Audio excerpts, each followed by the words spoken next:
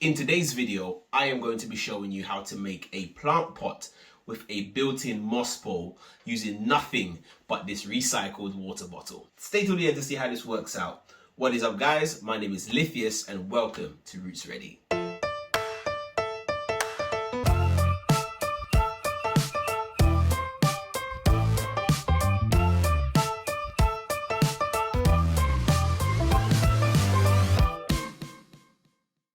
The lucky plant that's going to make this bottle its home for the next few months, maybe the next year, is going to be this one right here. This is my Philodendron Pink Princess that I got in a trade. And as you can see, it's starting to grow. There's a new leaf coming out over here. And I can see that it's had a little bit of cold damage from these extremely cold winters that we've had for the past couple of weeks. So I think it's the right time to up-pot this plant because I can see lots of roots in this cup. And I haven't moved this plant since I got it in the trade, so I think it's high time that I prepare to move it over. So as this video implies, I'm going to be using this bottle over here. Now, the only things you need to make this work is a bottle, a pair of scissors or a knife. In this case, I'm using a very, very small pocket knife, and a plant cable, plant ties, anything you have that could be used as almost a rope or a string, and you'll see exactly why that is very soon. So the first thing you want to do is find a bottle that's around the right size. I've got two here. You can see that one is slightly bigger than the other, and because the plant that I'm going to be using is this Philodendron Pink Princess for this demonstration, is only very small. I wanted something with a bit of a smaller size, basically.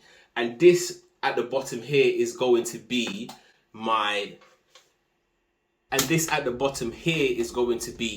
the pot, essentially. So what I'm going to do is I'm going to make a small mark as to where I will want my bottle to reach. And I think this natural groove here, I'm just going to follow this line of the bottle.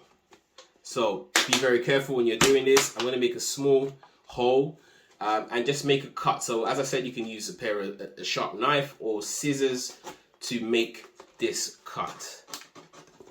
So once you've made your cut, as you can see here, you only want to cut about 3/4 around the bottle, leaving yourself about 1/4 of the space here. And then you want to go directly sort of center of the bottle, and you want to make a cut straight up the length of the bottle, like so. I'm using very, very tiny scissors.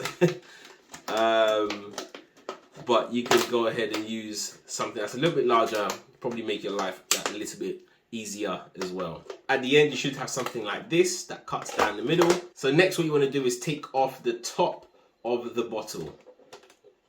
Again, using your sharp scissors or knife, you just want to cut, being very, very careful, cut the mouth, the opening of the bottle off.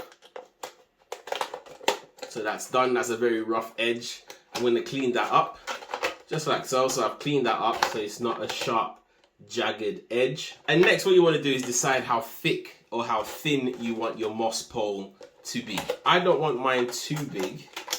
So what I'm going to do is I'm going to figure out exactly what sort of size I want mine to be. So you can see where I'm going with this. You're going to have your plant in here and your moss pole built in like so. So the next step, what you're going to do is once you've sort of figured out exactly how large you want your pole to be, you can go ahead and start to cut the top of the bottle to that exact size. So I'm going to make a small mark just so I know roughly where I'm going. I'm just going to use the knife. I'm going to cut straight down. That's 1/2 off, and that's the other half off as well. So the next thing I'm going to do is I'm going to make a couple of slits just up the side of the bottle, which is what's going to become the moss pole, and you'll see exactly why that is in a second. Be very careful when you're doing this so that you don't injure yourself. They don't have to be super close together. I'm actually spacing mine out by about 1 inch. I'm not sure if you'll be able to tell where the slits are just because it's a see-through bottle, but I've just sort of pushed my knife through just like so, and that should be enough. So what we're going to do next is get our moss as we have here, and we can start to pack the moss pole section here.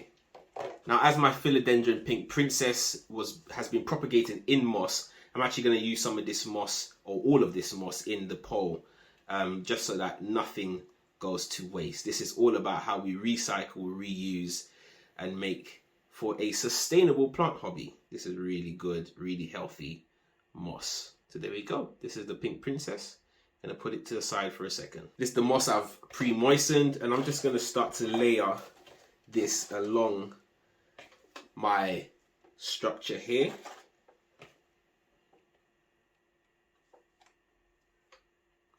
There's lots of debris in this moss, so I'm just going to clean it up as I go along. So I'm just building up a nice layer of moss, like so, and then I'm going to top dress it with this really nice live sphagnum moss, just so that there's a chance, an opportunity that it could continue growing and really just add a little bit of texture, a little bit of color to my setup also. So there we have our moss pole almost completed. What I'm going to use next is some plant cable, and I'm almost going to thread it through those holes that I've pre-made, and that's going to help to secure the moss so it doesn't fall out and, you know, just get everywhere really dirty. So I've cut quite a long piece. It's probably about 40 centimeters, maybe 50. And I'm going to start with the highest hole, just up here. So I'm just going to thread it through, almost like you're doing some sneakers or some trainers. I'm going to make a small knot on the end here, just so that it doesn't pull through. As I said, just like you would do a pair of trainers or sneakers, as you would say in the US. You just want to thread it through. So the next thing you want to do is cut some drainage holes for yourself. Very important to do with these indoor plants. So again, using the same technique, just a knife or scissors, and just cut yourself a few drainage holes. So I've also gone ahead and cut myself a few drainage holes, very roughly cut. Don't judge me on that. But yes, so that is the next thing to do. And then what you then want to do is, with your soil mix of choice, in my case, I have a very airy mix. I've got coca coir in here. I've got some leca. I've got some pon and some just other really airy bits. A little bit of sphagnum moss as well. And some charcoal as well, I should add. So I've got lots and lots of stuff in here to make a really good airy mix for this plant. But as I said, you go ahead and use whatever you want, whatever you're comfortable with.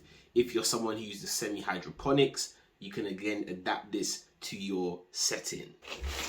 I'm going to fill this up like so.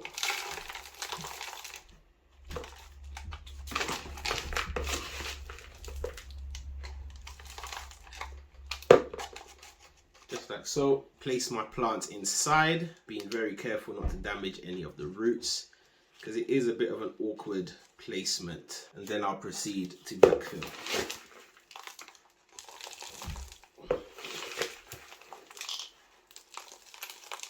I'm also going to add just a little bit of this beneficial fungi to the soil mix, just on the surface. What I really should have done was mix this in into the soil, but this should work all the same. I'm going to place the plant into a heavy planter, like so. I'm then going to water it in with a generous amount of water, just enough to make sure that it flows out of the bottom. And there you have it. This is my attempt at recycling a bottle to make a built-in moss pole and plant pot. I hope you guys enjoyed this video. If you did, consider liking and subscribing, and also comment down below what you thought of this arts and craft project. Thank you so much for watching, and as always, keep planting.